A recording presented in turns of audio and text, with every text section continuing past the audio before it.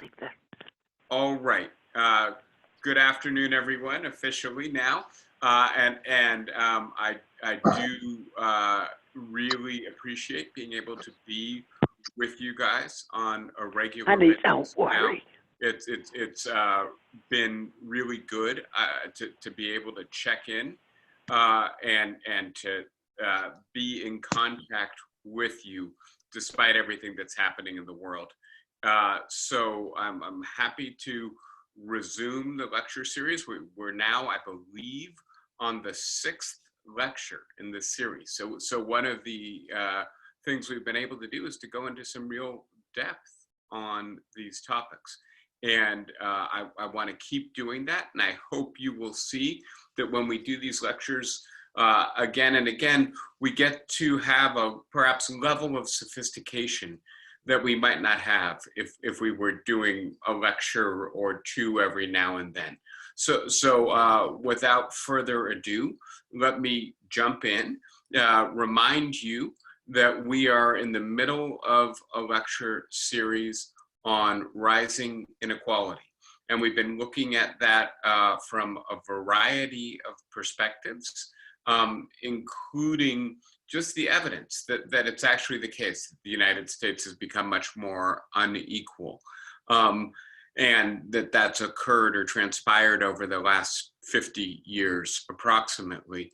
Some account of the forces that are generating that inequality, especially the economic forces generating that inequality, and then some effort to put that in a larger global and historical context. And so those are the themes we've covered together so far. And we were actually in the middle of putting the subject in that larger global and historical context last week, and I want to continue with that, but I also want to begin a new topic and really a new approach with you. And I'm going to discuss with you literature on what's called deaths of despair. And so the second half of this lecture, we'll start discussing that together. And that's an unfortunate, but nevertheless salient development in American society over the last 20 years. And it's a development that is impacting disproportionately white working class Americans. By deaths of despair, we mean suicides, drug overdoses, deaths associated with alcoholism. Those are the three main categories. In ways that I'll point out to you as we get further into the lecture, some forms of heart disease may also be appropriately categorized as deaths of despair. And one of the reasons I want to dwell for part of this lecture on this rather grim topic is because I think it helps us to begin thinking about the non-economic impacts of inequality. And as we will see, the people who are in fact succumbing to deaths of despair are not the people who are most economically disadvantaged in our society. They're the people who've seen their expectations eroded most sharply, perhaps. And so this is a question, on the one hand, of relative inequality. These were people who were pretty firmly middle class, and they've seen that status eroded. And it's a question not only of their relative standing within society, but also of their expectations, the way in which the changes in the economy went in a very different direction from the changes that they anticipated. So that's to help us branch out from a narrowly economic into a broader sociological, psychological perspective. And again, we'll do that. I think I said last time, buckle your safety belts, sharpen your pencils. We're going to continue to get more sophisticated in the way in which we discuss these topics. I just want to refresh your memory, as we were talking about at the very beginning, we were discussing in particular Branko Milanovich's work on global inequality over the last week.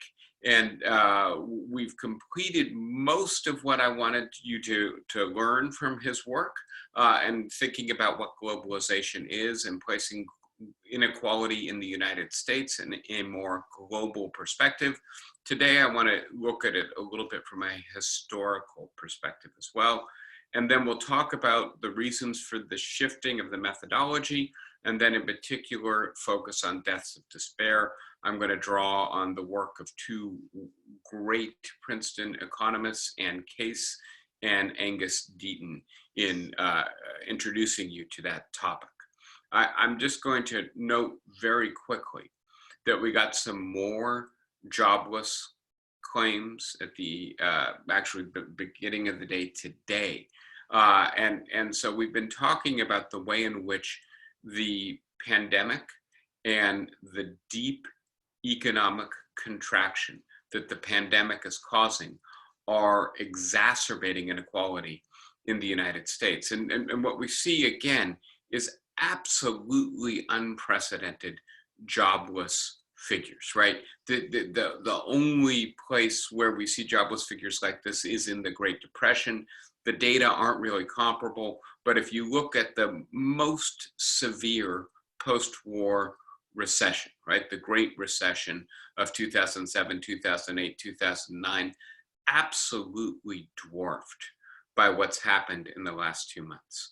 And so on the one hand, there's the scale, on the other hand, the rapidity of job losses. And then there's also the distributional effect.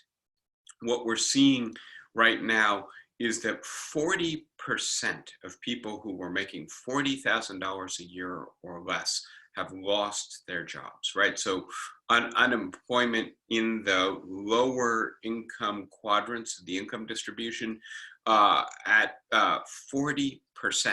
Really hard to imagine that absent what's happened in the last 2 months. And so we need to be concerned that this kind of abrupt and deep contraction is not going to be easy to recover from. I want to be clear. The fact that I think it's not going to be easy to recover from is not an argument for immediately reopening the economy. As bad as this is, I think it's still worse to have hundreds of thousands of people die needlessly. And frankly, if we reopen the economy without having taken appropriate precautions, having testing and tracing regimes in place, having medical capacities to handle the fact that surely this virus will return as we start to have more frequent social contact, we risk lives. And the appropriate response, it seems to me, is not to try to let the economy handle it. The economy is so damaged by what's occurred already that even if it were safe to fully reopen, it wouldn't, in fact, restore the lost jobs or income or security. And so we need effective public policy. Reopening the economy is not effective public policy, and that public policy needs to be informed not only by this data, by the fact that we have lost nearly 40 million jobs in 9 weeks, as staggering as that is, but also it needs to be informed by the longer term trends that we're focusing on. And if we're concerned not only to get people back to work, but to have that work purchase economic security, a sense of belonging and contribution for people, we need to be honest about where we were before the pandemic and the recession that it's caused hit. And so that's the jumping off place for this whole lecture series.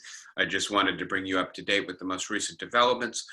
We had been talking last week about, as I put it, complicating the picture. We had surveyed the idea of globalization to have a more precise definition of what it means.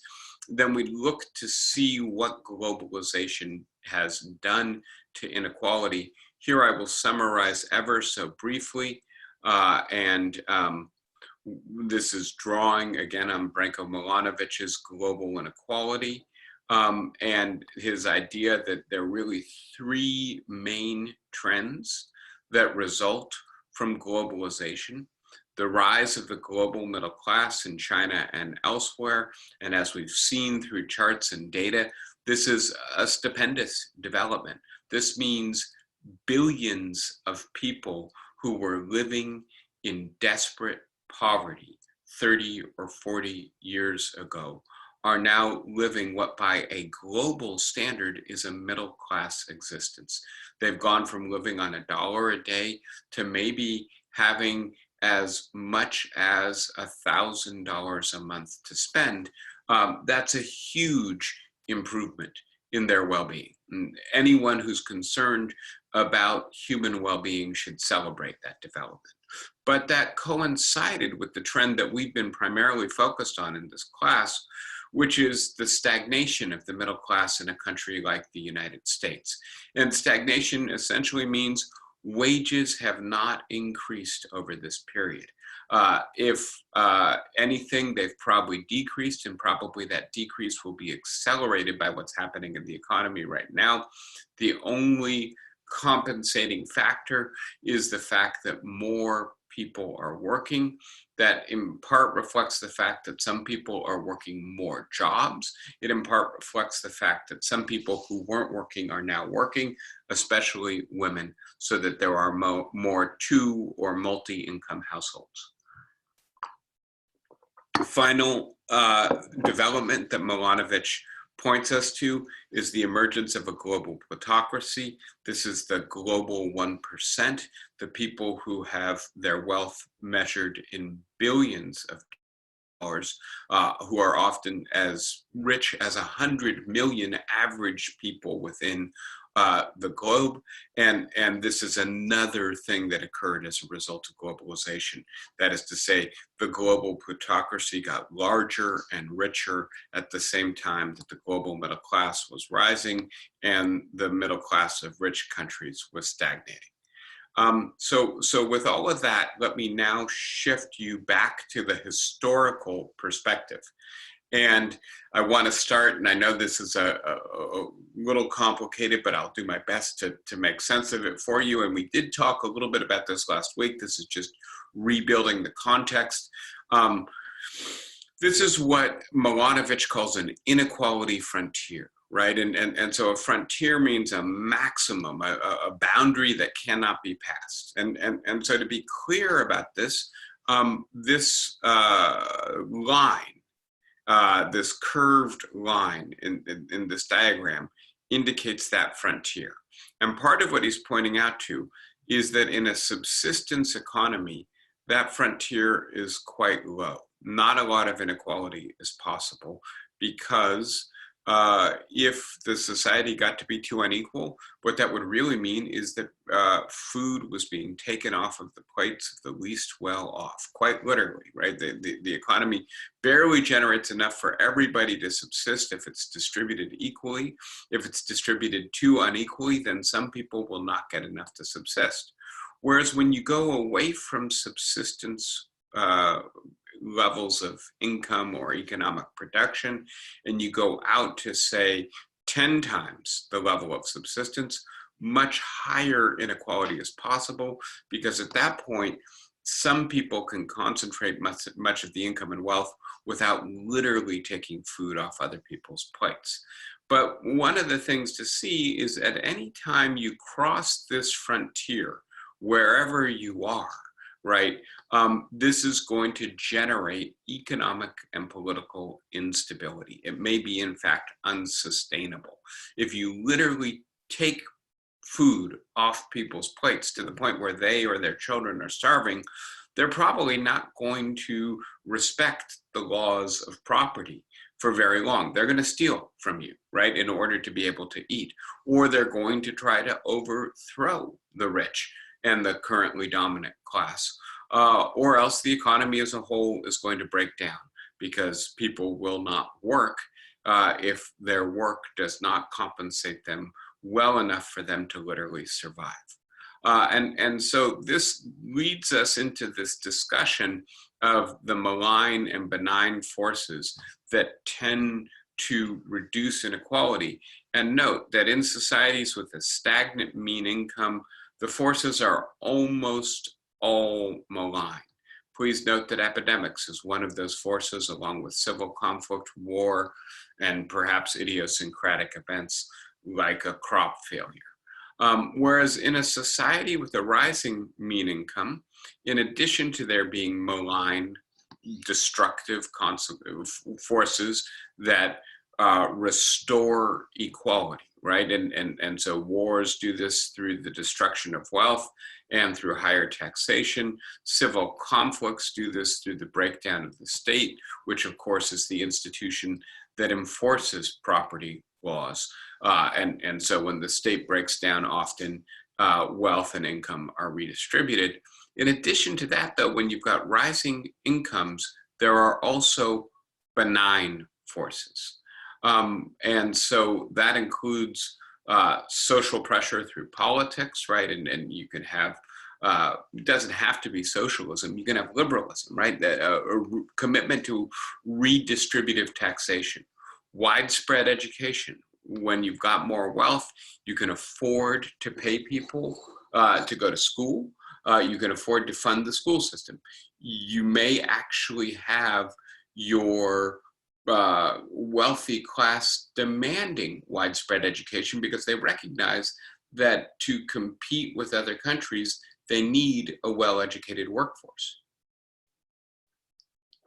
Once you have rising incomes, you also tend to move away from subsistence and people tend to live longer. In particular, some people can continue to live even past the age where they can be productive workers, right? In a subsistence economy, that's much harder to do. And of course, we venerate our elderly and we want to take care of them. And typically that means that we will demand social protection programs for them. And they require taxation, and typically that tax is imposed on the wealthy. Finally, the economy itself may generate forces that favor low-skilled workers. If it gets really expensive to hire a high-skilled worker, people may try to innovate ways of doing the same thing without having a high-skilled worker. I'll give you a quick example. If you get an X-ray or a CAT scan or an MRI today in an advanced American hospital, typically those scans will be analyzed by a computer in the first instance, and perhaps by a technician located in India or some other country. And after it has been analyzed by the computer and the inexpensive person who it's been outsourced to, only then will it be sent to a technician or a doctor in this country. And so that used to be a position that paid more money. Now it pays less money. And the result may be that flattens the distribution of income, makes it such that there are fewer high-paying jobs, and that generates overall equality. Now, I believe we concluded by looking at this concept of Kuznets curves, and I don't mean to belabor the point or cover material that I've already covered with you before, but I do want this to make sense, and I've heard from you that sometimes the diagrams are a little tricky to unpack. Lois is trying to read this right now, and it is not easy, right?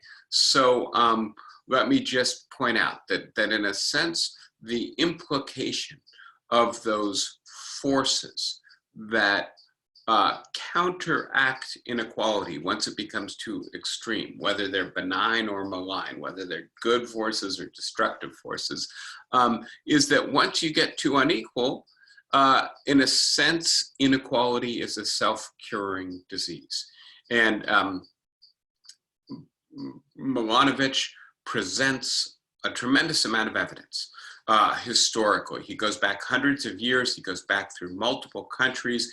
He's got data that, frankly, economists didn't have as recently as maybe 30, 40 years ago to estimate trends in income distribution over time in many societies. And what we see is that inequality rises and inequality goes down, and inequality rises and inequality goes down, right? And so this phenomenon was originally identified by an economist, Hungarian-American named Simon Kuznets, in the middle of the 20th century. And Kuznets thought this was a curve. Inequality would go up and inequality would go down. He was thinking about primarily industrialization and its aftermath. And he's been criticized because not only did inequality go up and inequality go down, he won a Nobel Prize because, in fact, what he predicted happened. But then he didn't predict inequality would go back up again. And so what Milanovitch is adding to Kuznets' story is that this is not just a one-time event. Inequality goes up, inequality goes down. This is a repeated cycle or wave. And so now we have another prediction, Milanovich's prediction, in part based on historical data, that although we're seeing rising inequality in the first 2 decades of the 21st century, it may go back down, right? And the question is whether some of those forces that tend to moderate inequality will kick in as a result of extreme inequality. Now, this is looking at the way things actually look in England and the United States. And I am only presenting these 2 diagrams, or this diagram, these 2 countries to you today, just because, as you can see very quickly, it gets sloppy, right? We don't have beautiful little undulating waves. We've got rather convoluted data charts. And so what we see from England is that beginning in the 17th century and then really accelerating in the 19th century, you have rising inequality, right? And that's the development of a market economy, capitalism, industrialization, and then beginning in the late 19th century with the rise of trade unions, the Labor Party, progressive taxation, the enfranchisement of the working class is extremely important here. Remember, that's not till the middle of the 19th century that Brits who don't have property can vote. You get a decline in inequality. And as you can see, in fact, a sharp decline in the case of Britain, right, with the Labor Party in rule for much of the second half of the 20th century, that whole post-war period, labor unions very strong, to the point where inequality is lower than it was in the pre-industrial late feudal period, right? And so that's a remarkable development. But here's where Milanovich's idea of a second wave comes in. It goes back up in the second half of the 20th century and into the 21st century. Probably the little downtick we're seeing there reflects the Great Recession of 2007, 2008. What we see with the United States, the data doesn't go back quite as far, and it's not quite as extreme, but that you have rising inequality through the middle of the 19th century, declining inequality, rising inequality, right? There's a little bit of a blip there with the Gilded Age in the 1920s, but then a steep decline in inequality with the Great Depression and the World War II, and then leveled, that's sometimes called the Great Compression, right? Leveled inequality in the post-war period, and then rising again in the 80s and into the current historical moment. So a little bit sloppier, but I hope you can see the waves in action. I wanted to give you a little bit of an overview of some of the data, not just on a chart, but in a way that lets you look at the numbers. And I know there are a lot of numbers here. And I just want to point out to you, right, that what Milanovitch is doing is showing us when the maximum level of inequality was reached, what year, and how unequal the society was. And so in the United States, it was reached in 1933. The Gini coefficient to measure inequality went up to 51. So the United States was not as unequal as Britain was in 1867 or as Spain was in 1953. It was not nearly as unequal as as the Netherlands, as Holland was in 1732, right? And so that gives you a little bit of a sense both of when inequality peaked and how unequal it was. And then going to the next area in the curve, the low point, the trough, right? What you see is when the level of inequality got to be its lowest. And here there's a great deal of convergence. Here there's obviously a lot of divergence in the year of maximum inequality, going all the way from 1732 to 1953, 200 plus years. Whereas here we're talking about really the period from 1978 to 1985, less than a decade is when all of these societies began to see inequality bottom out and in fact begin to rise again. And please note the rather dramatic changes, right? The United States is about 40% less unequal in 1979 than it was in 1933. Britain is literally half or less than half as unequal as it was. And what you see is some of these societies cut inequality in half, some of them by as little as a third, but all of them have dramatic increases in equality in the first 2/3 of the 20th century. Now, the last thing to note here, some people talk about a growth inequality trade-off, right? Which is to say, well, if you got more unequal, surely growth must have gone down. And what you can see is that in all of these countries, the inequality did go down and went down dramatically, but that for all of these societies, GDP, gross domestic product, economic growth went up, and it went up dramatically, right? That the smallest is a little bit less than 4 times in the United Kingdom. The largest is more than 9 times in Italy. Societies like Spain and the United States saw their GDP go up 4 times while inequality was being pushed down dramatically. And so somebody who tells you, well, inequality is the price of growth, you can say, historically, that's absolutely false. The final thing to note is that once again, these waves of inequality started going up, and we can see that it was strongest in terms of its growth in the United States and Britain. It was strong also in Italy, more modest in Spain, Japan, and the Netherlands. And I want to be clear, policy matters, right? And so places like the Netherlands and Japan had inequality moderating policies. And the result is that their inequality only went up by 1 or 2 points, whereas in a society like the United States or Britain, it went up by 8 or 11 points. So I now want to just give you a little bit of the summary of Milanovich's central findings. And here I'm going to start with his key historical explanation for what's sometimes called the post-war miracle, the decline in inequality after World War II.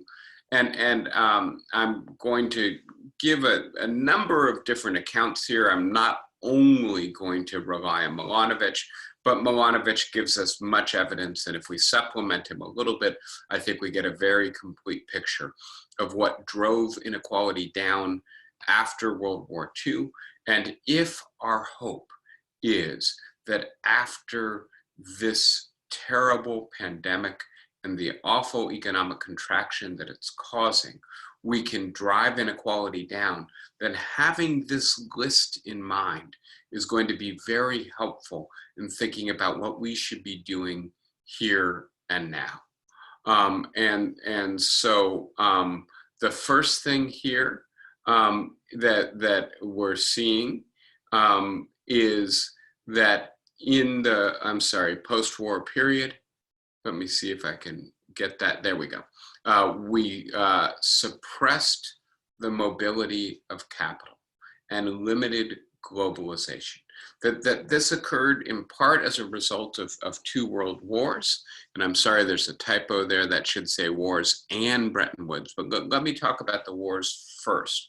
And obviously, in a sense, it's very hard to have global trade when you've got German U-boats prowling the Atlantic, or when you have Japanese kamikaze fighters attacking the merchant marine, right? And so the issue here is that during wars, countries tend to rely more on their own economic productivity and less on trade. And I think you might suggest that something similar could happen during a pandemic. As a matter of fact, I tried to show you evidence in the first couple lectures that that might be the case. Now, Bretton Woods is a framework for regulating international currency values and exchange rates. It was devised in the immediate aftermath of World War II. And John Maynard Keynes, the great economist, was the chief architect of Bretton Woods. Didn't go exactly the way he wanted it to, but in general, what it did was to not entirely fix exchange rates, but strongly moderate the degree of latitude that people had to profit by trading money. And the way it did that was by pegging the value of most of the currencies in the world to the value of the US dollar. If you wanted to know what the pound was worth, if you wanted to know what the lira was worth, if you wanted to know, et cetera, what the Deutschmark was worth, you needed to measure it in dollars. And dollars were in turn guaranteed by gold, right? And so the gold standard was still in effect. And the result was that on the one hand, there was less ability for money to go from one country to another in a speculative way.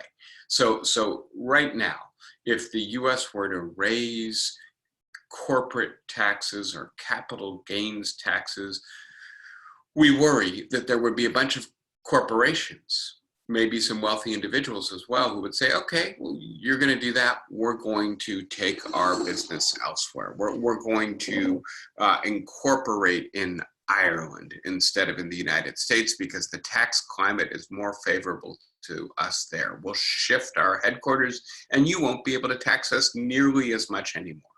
Part of what Bretton Woods and limited globalization did was to prevent that kind of capital flight. And so it gave the governments of the world, especially the developed Western democratic world, much greater latitude to engage in redistributive taxation. And so you know that the high tax levels in the middle of the 20th century were sometimes as high as 80 to 90% on top earners.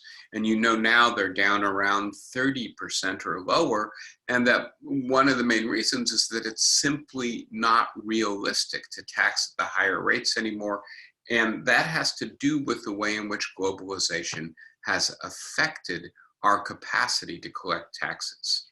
A second major factor here, and this is frankly the one that Simon Kuznets was most focused on, is the completion of a structural transformation of the economies in the industrial world from rural to urban and from agrarian to industrial.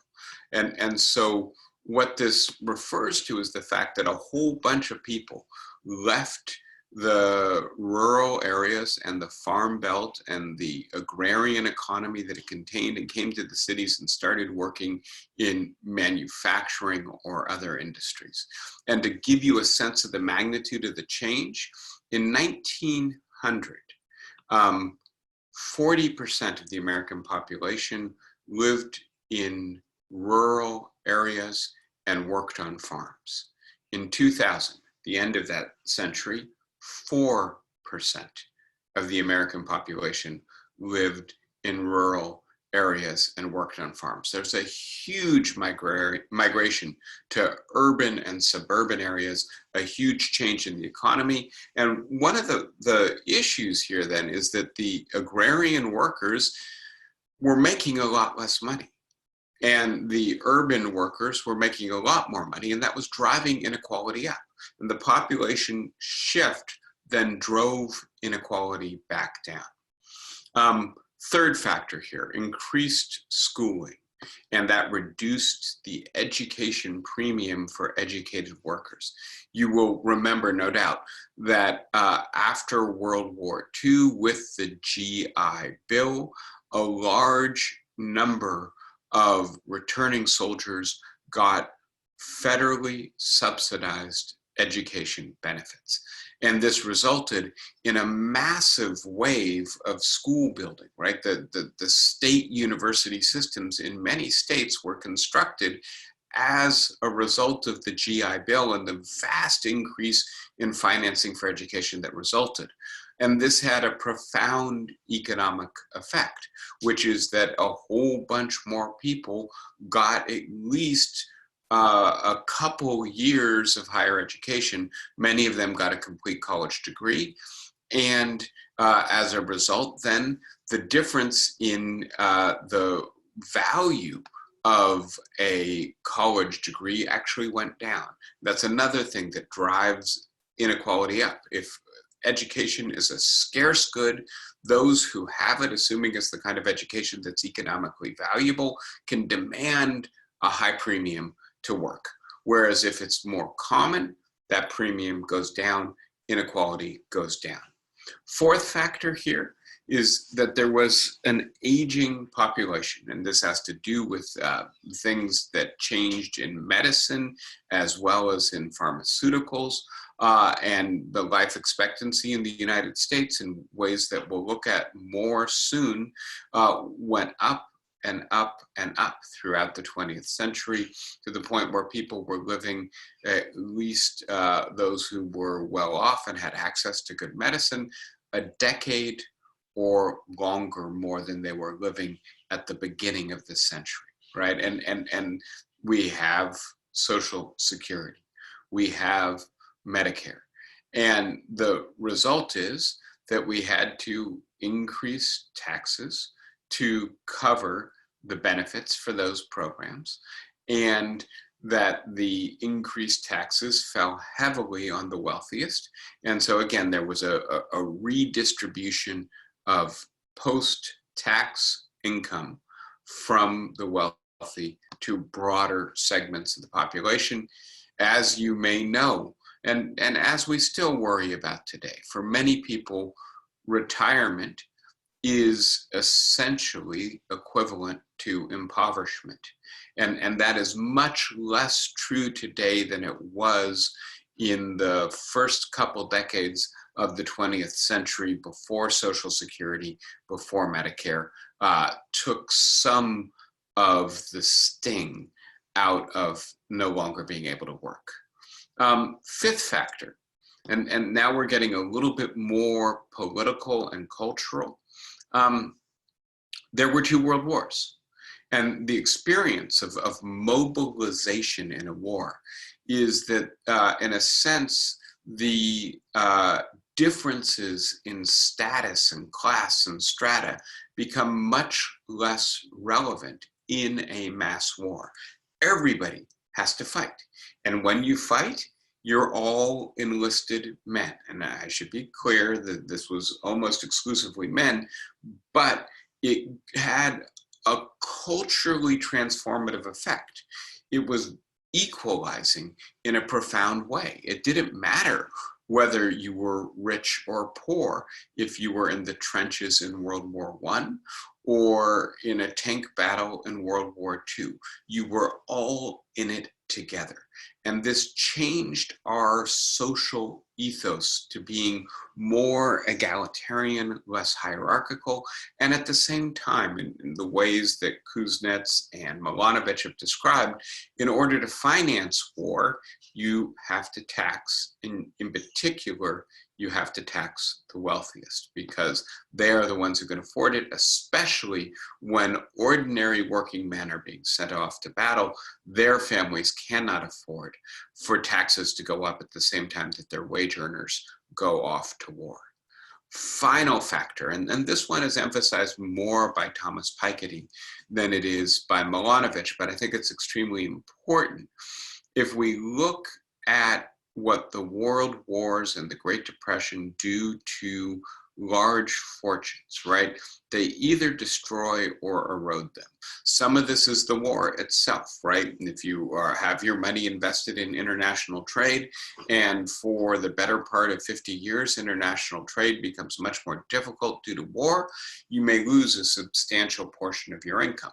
It also occurs due to bombing in much of Europe, due to the aftermath of staging battles in a territory. A lot of resources are destroyed, right? It even occurs in the United States where there's a wartime economy, and so there's much less consumer spending, much more military spending. Many industries are hollowed out as a result. And in addition to destroying the fortunes of the rich, which in and of itself makes a society more equal, this also undermines the power basis of the rich, right? If they use their wealth to purchase influence, maybe directly, a la the Rockefellers by running for office, or indirectly, a la the Koch brothers by financing candidates and think tanks, if your capacity to do that has been eroded, then in a sense, politics becomes a little bit more of a level playing field. And that makes it more likely that redistributive policy is going to be passed and sustained, or what's sometimes called pro-rich policy, policy that benefits those who have a lot of resources, is going to be more difficult to pass. And I think what we see politically in those post-war years is that in fact there is less lobbying, there is less of a class bias in much of our legislation. All right, so if that's what drove the economy into equality, what drove the return to inequality? And again, I ask this not just from a historical perspective, but from a practical perspective. Again, if this is what we need to counter here and now, what is it precisely that was the factors increasing inequality over the last 30, 40 years? And one of those factors is downward pressure on wages. And I've shown you the data on this. Wages have been stagnant, and the share of the overall wealth created in our society paid out through wages has consistently declined over the last 50 years. Why did that happen? Well, Milanovitch suggests immigration is a factor in some sectors. For instance, in construction, that the availability of people willing to work for less drives the prevailing wage down for the whole sector of the economy.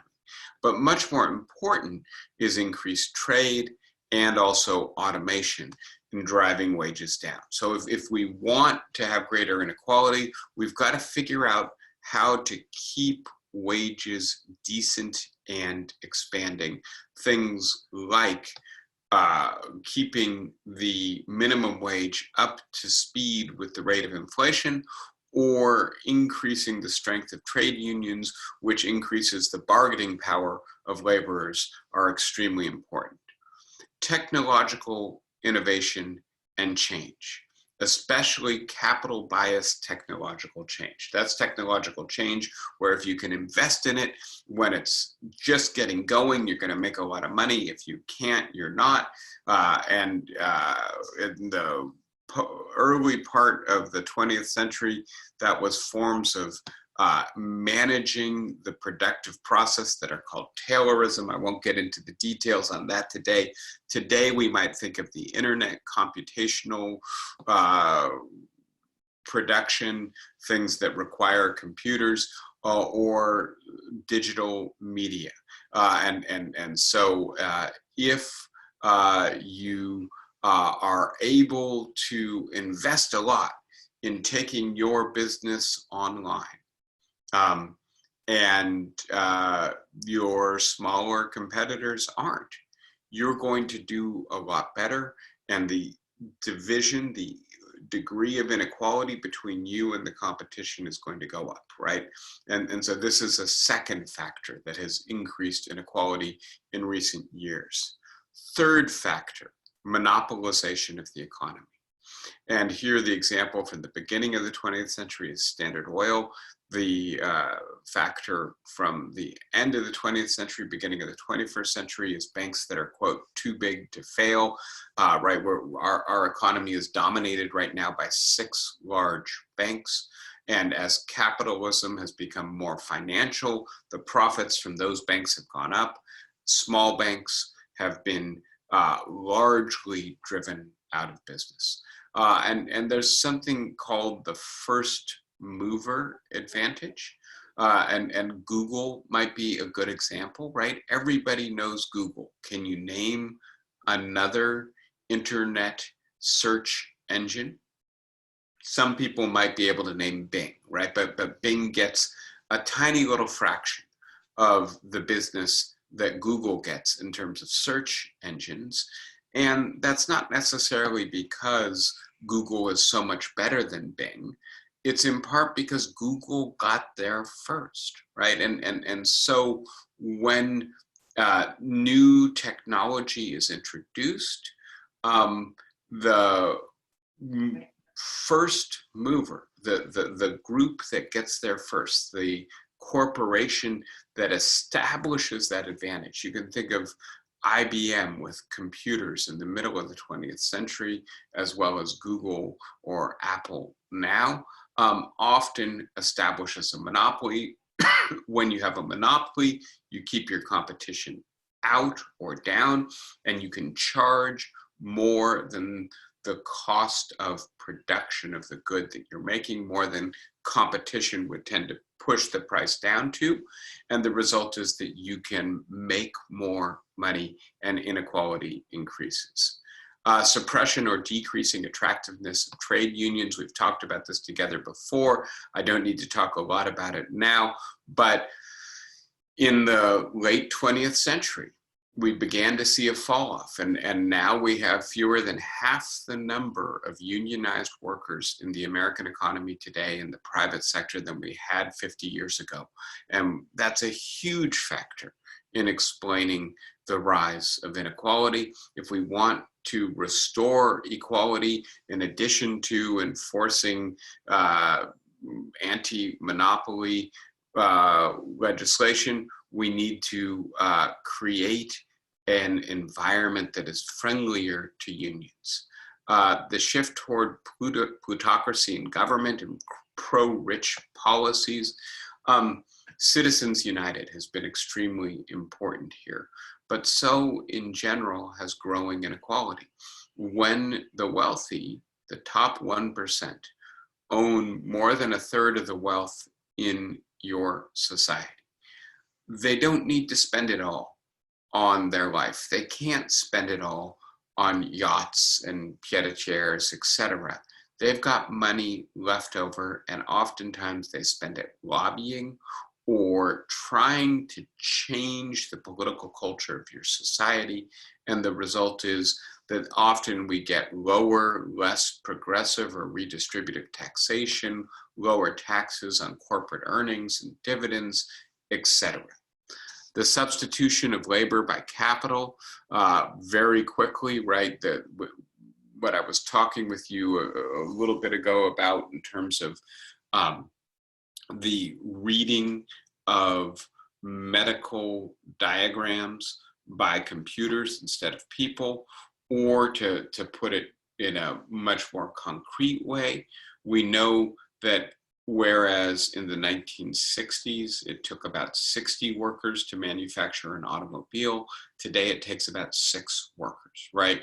And so the result is there's just many fewer of those good paying automobile unionized jobs because capital has decided that it's worthwhile to invest in automation as opposed to labor. The transfer of labor from one sector to another, in particular, the rise of the service sector and the decline of manufacturing, and finally, underpinning all of this is globalization. Got, I think, just two more things I want to share with you from Milanovitch, and then I'll stop and take a few questions. One of the key speculative conclusions he reaches is that there might be factors that would increase equality in the middle of the 21st century, just as occurred in the middle of the 20th century. And instead of a Great Depression, we're having a great pandemic. One of the questions, obviously that occurred after Milanovitch wrote his book, but I think it's interesting to think about is whether or not the crisis that we are in the depths of right now might in fact spur us to try to restore some of the equality we've lost over the last 40 or 50 years. So political changes that produce higher and more progressive taxation, will we come out of the great pandemic feeling a bit more solidarity, a bit more commonality, a bit more of a sense that we're all in this together? The race between education and skills, right? And so as economic changes occur, skills become more valuable. Can education catch up? Can we generate more and more workers with the skills that a 21st century economy requires? If so, then maybe the wage premium for skills will go down. One of the things that technological change does is it stretches wages. It makes the difference between the best paid and the least paid bigger. One of the things education does, if it makes the skills more broadly distributed, is it compresses the wage band to the point where it's not as unequal. If we had really successful educational reform, we could decrease inequality. The dissipation of rents produced by early stages of technological innovation. And remember that for an economist, rent doesn't mean what it means for ordinary people. It means the ability to sell something for more than it costs you to make it. And so in this sense, the real worry here is monopolization and that so-called first mover advantage like Google has. And maybe as we get more into the 21st century, there will be new search engines and Google will lose some of its monopoly and maybe not be quite as profitable, and that will be good for equality. Global income convergence, we saw this last week with China and the United States. The workers in China earning more and more, the workers in the United States having their wages be quite stagnant. That could produce greater global equality. In fact, it has already. And then low-skilled biased technological innovation. We talked about this already, the idea that we might get innovations in the 21st century economy that make skill education less valuable, which could bring wages together, though by bringing them down for the high-paid workers. Now, here's Milanovich's central conclusion, and I will point out that it's, in a sense, not a necessarily favorable one if we're interested in addressing inequality. Only in societies with a sustained increase in the average income did economic forces in the form of rapid technological change and its inequality offsets, widespread education, reduced rate of return on capital, social insurance, begin to exert systematic effects on inequality. And the part I highlighted for you and italicized for you, right, is that you need a sustained increase in average income to unleash the forces, the benign forces that counteract inequality. And the problem, or one of the problems we're having right now, of course, is that incomes have been stagnant in the middle of our income distribution for 30 plus years. And so again, if we want to really focus on where it is that the coronavirus pandemic could worsen inequality, it would be in further stagnating average income. And if we want to recognize what it is we need to be doing to increase equality, or at least to create conditions in which we will be able to combat inequality and bring about a more equal distribution of income, we need to be thinking about what we could be doing to start growing wages again. That's obviously a tricky proposition, but that's where I'm going to finish off my discussion of Milanovitch. And so I'm going to pause and take some questions in the remaining time. I know I just spoke for a long time. I'm going to unmute everyone, so just beware that now you're going to be able to be heard. And please go ahead and ask me whatever question you might happen to have.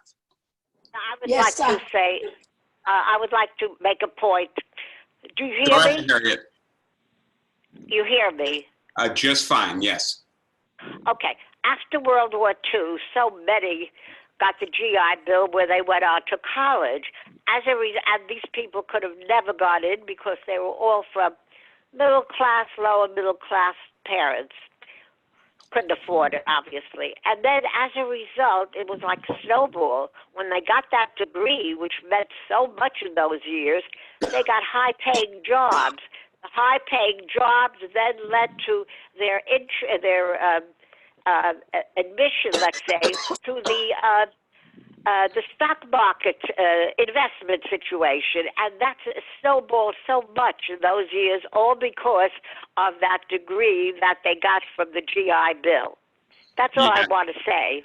No, that's great, Harriet, and that lets me elaborate on this a little bit. And you'll remember with the GI Bill, they also got mortgage assistance, right? Yes. And so many people who could not otherwise have bought a home were able to buy a home. Yes. And right. At the same time, many people who would never have considered, I mean, I think it's worthwhile remembering at the beginning of the 20th century, getting a college education and owning a home were the province of the privileged, right? Very few people could actually do that. Around 10% of the population got college degrees. A little bit more than that were able to afford homes. But before federal mortgage insurance, oftentimes the down payment on a home was 40 or 50% of the value of the home, right? And so just a very different world. Federal policy transformed this. And I think it's worthwhile noting that it didn't transform it equally for everyone. In ways we're going to have to talk about next week, it was racially disparate in its impact. And in particular, African Americans were mainly excluded from home ownership, not by the explicit language of the GI Bill, but by the way in which it was administered. And so that produced racial inequality at the same time that it produced a lot of mobility for white enlisted men who often came from very modest backgrounds, got educations. I'll just point out one more thing, which is that those men essentially got education for free, right? They got college education on the back of Uncle Sam. Today, a lot of undergraduates are coming out of college with $50,000, $90,000, $120,000, $200,000 in student debt, right? And that's a very different world. And please note, we've got a looming disaster here. College debt is almost as high as credit card debt is today. And I just did Sarah Lawrence graduation last week. A lot of those kids are graduating into a world in which there just aren't jobs right now, right? And so how are they going to pay back that debt? One thing, we can talk a lot about what a new deal, a green new deal, et cetera, would look like. One thing that we should be talking about is how to make education not only universally accessible, but also affordable. Thank you for the comment, Harriet. Very good. Who else wants to ask? I wanted to say, because this inequality is global. So now I'm asking for a schedule Can we, is there any way, can we learn from any other country how they have been dealing with it and getting good results? Well, the great question, Anne, thank you. And as we saw in some of those diagrams, inequality has been going up globally. And so on the one hand, we've got a phenomenon that's sometimes called a race to the bottom here, right? And the problem with the race to the bottom is when one society starts reducing its taxes, other societies feel they've got to meet them, or else their capital will go over to the society with lower taxes, right? And so in certain respects, what we need is not just to emulate what other societies that are doing better are doing, but we also need to put in place something like a new Bretton Woods, a new framework that restricts the mobility of capital. I'm going to talk with you more about this in a couple of weeks. There's the idea of an international transfer or transaction tax that makes it more expensive for companies to go from one place to another. Right now, you can do that basically cost-free. There's no fine, there's no tax for doing it. That would be very helpful. In addition to that, you're absolutely right, Anne, that there are some societies that are doing this better, that they are, and in Canada, right, not very far from us, is doing a lot better. And, they have much better support for education, much more equal public education at the elementary and secondary levels. And they also have stronger pro-union policies. So much of what we've talked about, we focus primarily on the United States. It is not just a problem for us, but whether we look at Norway or Canada or Germany, there are societies that are doing more to support their workers, to redistribute income, to prevent the plutocracy from capturing their government. We are not doing very well in our society. Again, I don't want to go into all detail here because we'll have a whole lecture on how we can fix this in a couple of weeks. Well, don't we think that we have to wait for the next administration in order to see what's going to happen? Because with this administration, nothing is going to be done. Yeah, I do think that that's where I am too. And so what has been done in this administration, on the one hand, a major tax reform bill, which was regressive, not progressive, which is making inequality worse, not better, and which in certain respects, we may be paying the price for already, right? One of the things you may know is that the Democrats last week, I guess was this week, beginning of this week, end of last week, passed a new stimulus package. The Republicans are not so far indicating a willingness to sign it. And part of what they're saying is deficits are going up too high. Well, why are we in such extraordinary, and I agree, we're in unprecedented and unsustainable levels of deficit spending. I would suggest that you need to fix that after you fix the economic damage that the pandemic causes. But part of the reason we're in this place of extreme debt to begin with is because of successive tax cuts passed by Republican administrations and Republican Congresses, especially the most recent one passed by the Trump administration. Similarly, as I tried to say at the outset, the main strategy the Trump administration seems to have is one of restarting the economy. And frankly, as data I tried to show you suggests, that's not even a good economic strategy if the virus is still among us, as it almost certainly is. Because frankly, people, if they do go back to work and then get sick again and cases start to go up again, won't have as much trust next time. And so one of the things we see with the so-called Spanish flu pandemic of 1918, 1919 is that the cities that were most aggressive in containing the transmission actually did better economically long-term because their populations could trust when the all clear was sounded that it was really safe to go back to work, that it was really safe to start going to stores and spending money again. And so yes, we do probably need to wait to the next administration.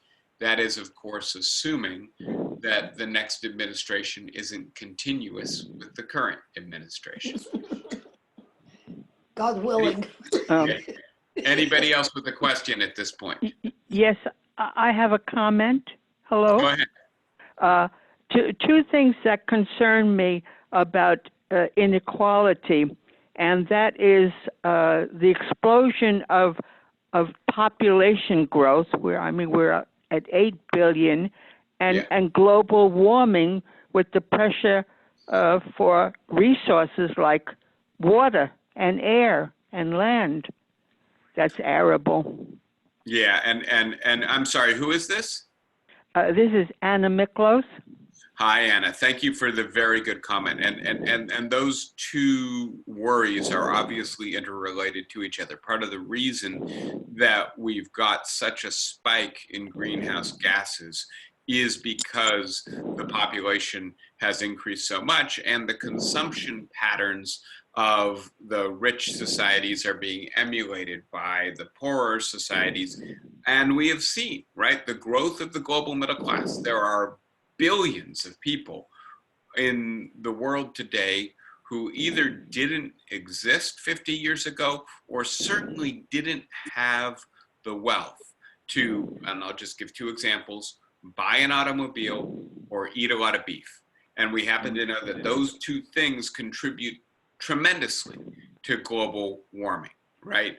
And so, yes, I would suggest in a sense that what we're seeing with the coronavirus pandemic is a very good indication of what happens when we don't listen to science, right? We suffer the consequences. The United States has 5% of the population of the world, but basically 1/3 of the casualties from the coronavirus.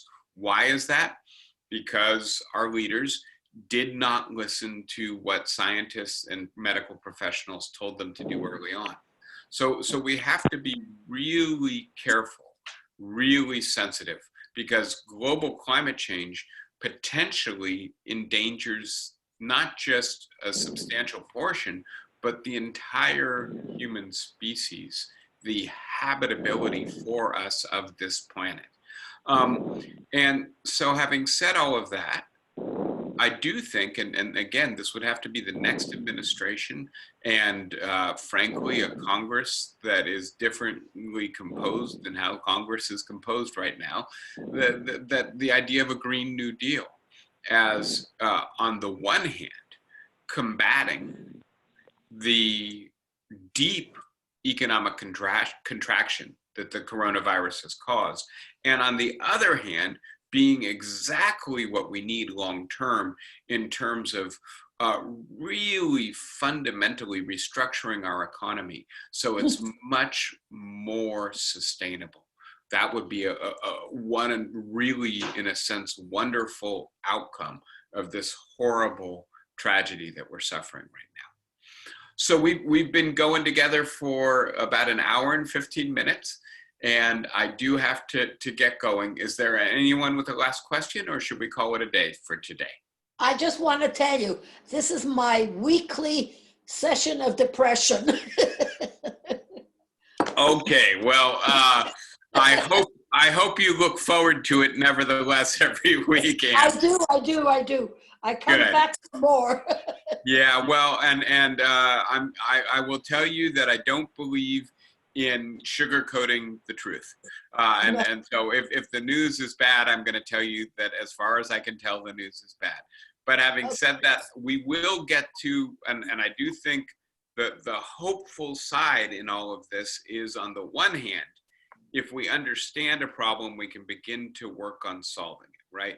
And on the other hand, it does seem to me that there are some cultural and political changes afoot, and that maybe some of them will in fact help us to get ourselves to a better place in the foreseeable future. All right, everybody, really nice getting to spend time with you today. Take care, have good weeks, and I will see everybody next week. Thank you. Bye. Thank you. Take care. Thank you. Bye-bye.